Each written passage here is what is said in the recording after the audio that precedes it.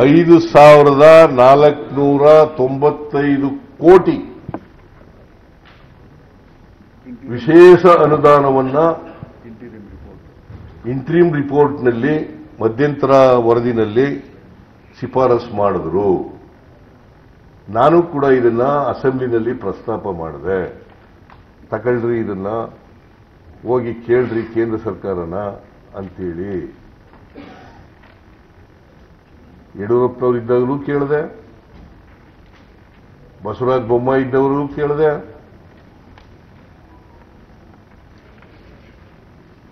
ಇದನ್ನ ನಮ್ಮ ರಾಜ್ಯದಿಂದ ಡೆಲ್ಲಿನಲ್ಲಿ ಪ್ರತಿನಿಧಿಸತಕ್ಕಂಥ ನಿರ್ಮಲಾ ಸೀತಾರಾಮನ್ ಹಾಗೂ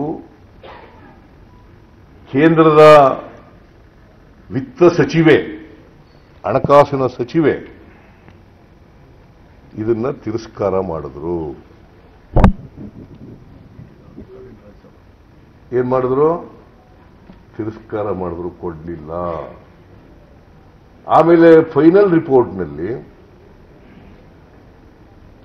300 ಕೋಟಿ ರೂಪಾಯಿ ಅಲ್ಲ 3,000 ಕೋಟಿ ರೂಪಾಯಿ ಪೆರಿಫೆರಲ್ ರಿಂಗ್ ರೋಡ್ಗೆ. ಅಲ್ರಿ, ಸುಮ್ಮನೆ ನೀವು ಯಾಕೆ ಮಧ್ಯದಲ್ಲಿ ಬಾಯ್ ಹಾಕ್ತೀರಿ? ಜಲಮೂಲಗಳ ಅಭಿವೃದ್ಧಿಗೆ 3,000 ಕೋಟಿ,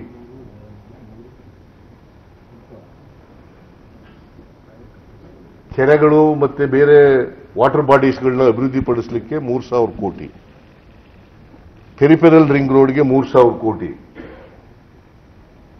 ಒಟ್ಟು 6,000 ಕೋಟಿ ರೂಪಾಯಿಗಳನ್ನ ನಮಗೆ ಅಡಿಷನಲ್ ಆಗಿ ಕೊಡಬೇಕು ಅಂತ ಶಿಫಾರಸು ಮಾಡಿದ್ರು.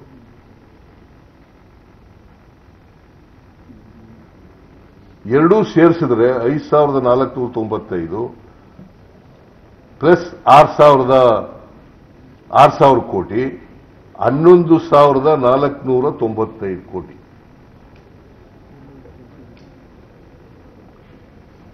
$11,495 ಕೋಟಿ in addition to 62,098 crores. Please, 62,000 ಡೆವಲ್ಯೂಷನಲ್ ಕಡಿಮೆ ಆದದ್ದು, ಇದು ಸ್ಪೆಷಲ್ ಗ್ರಾಂಟ್ಸ್ ಅಂತ ನಮಗೆ ಕೊಟ್ಟಿದ್ದದು. ಇಷ್ಟು ರಾಜ್ಯಕ್ಕೆ ನಷ್ಟ ಆಯಿತು.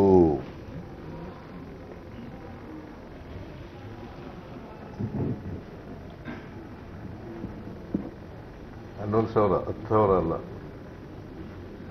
11,000. 11,000 ಕಡೆ ಇದು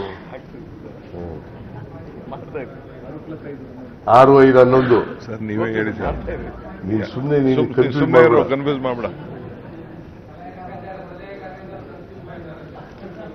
ಎಲ್ಲ ಒಂದು ಸಾರಿ ಆಯ್ತವ, ಏನ್ ಮಾಡೋಕ್ಕಾಗಲ್ಲ.